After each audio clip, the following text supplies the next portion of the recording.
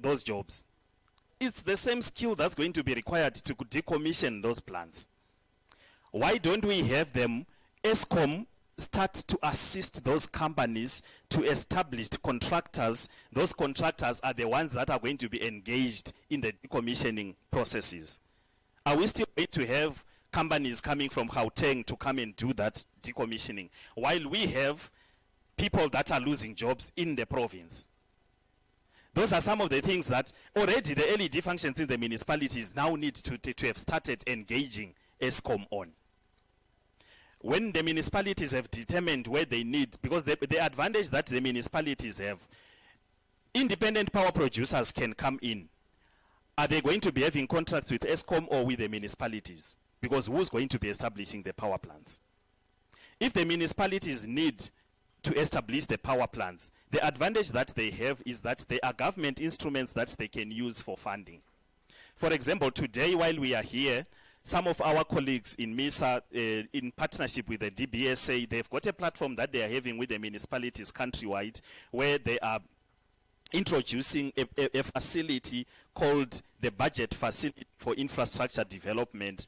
That one is targeted at all infrastructure and service delivery where your projects are greater than 1 billion rand.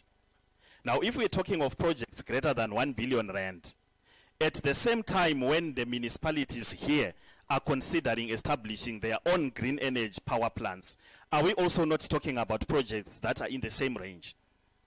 So those projects can be packaged with the assistance of the DBSA and MISA, and the municipalities can establish their own green energy power plants.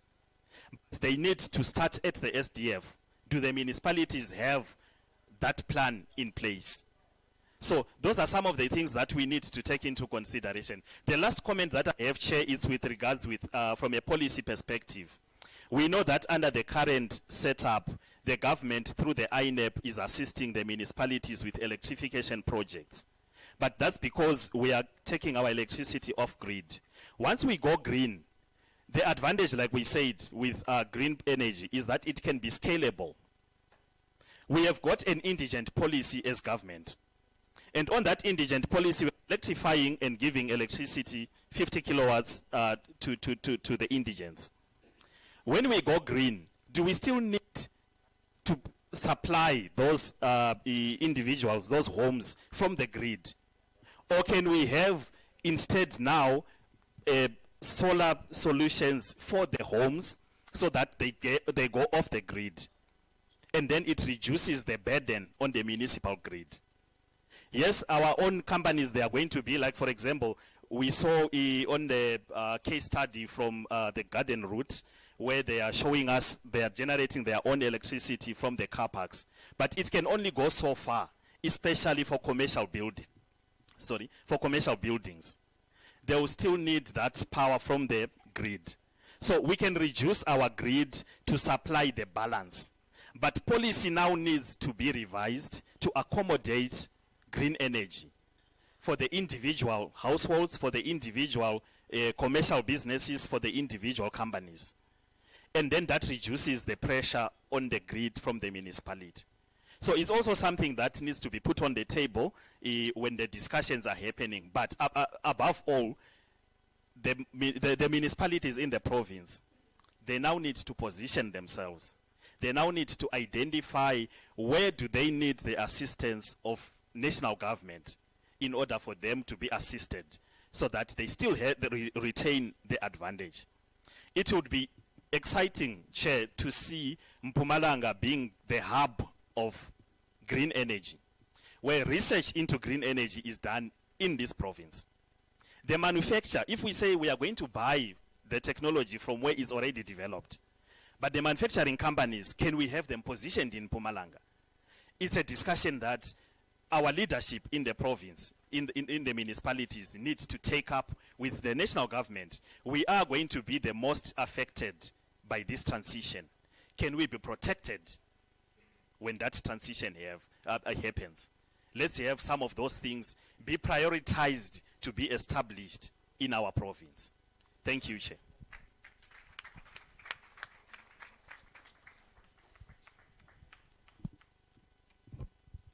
Thank you very much, sir. You were with us yesterday, ne? Okay. Thank you so much. And now we move to. That was the only discussion because I don't have this item. Others don't feel I'm suppressing you. I don't have it on the program I'm having. So I only became flexible because he had to raise his hand. Then we move to the next item, which is the summary of resolutions by the MM of the institution. Bamanga, something?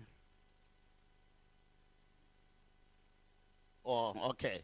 Yeah, the summary will be given by the MM of Nkangala District, Mams Kosana, and the time is yours, MM.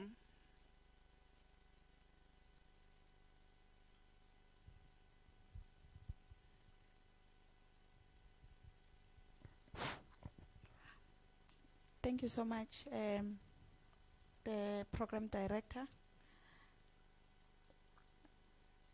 And let me greet your good self, greet the executive mayors led by the executive mayor of Nkangala District, greet the speakers present and the council whips, and further greet all the MMCs, both from the district and as well as the local municipality, honorable councillors, amakosi that are present here, colleagues, and all the stakeholders that are here.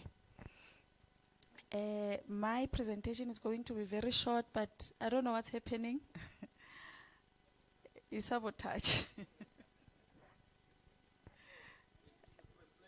Yes, it was reflecting. So Mabue took it up.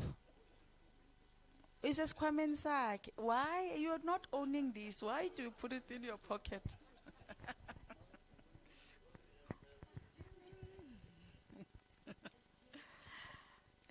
Thank you so much. And perhaps there's a lady and a gentleman who further added some of the suggestions as the resolutions, and if the House agrees, we will then further add them here. These are the resolutions taken on the first day of the summit. The first one is that NDM and its local municipality must be at the same level in terms of understanding of the just transition. What we're saying here is that local municipalities, we should follow suit to ensure that we do these summits and workshops to inform all our stakeholders at the local level. Academic institutions such as TVET should be integrated to just transition programs so that we don't import resources for just transition outside the district area. The third resolution is that we need to facilitate knowledge and information sharing on just energy transition to all stakeholders. The fourth one is that NDM must be part of all processes and activities that are associated with the just energy transition. NDM must forge to be the renewable energy hub of the country. NDM to develop a district-wide just transition, perhaps on the one where we're saying to be the energy renewable energy. All provinces, they can put up their own solars and all that. I think if you had the presentation made earlier or yesterday, is that NDM, we do have the advantage because the infrastructure to put the same energy that you have, it's still with us. So we need to be able to take advantage of that. The next resolution is that NDM to develop a district-wide just transition plan. The next one is that NDM to create partnership with other stakeholders, including the schools and TVET colleges, to educate communities and youth about renewable energy. And my apology, NDM in this case, those who do not know, it stands for Nkangala District Municipality.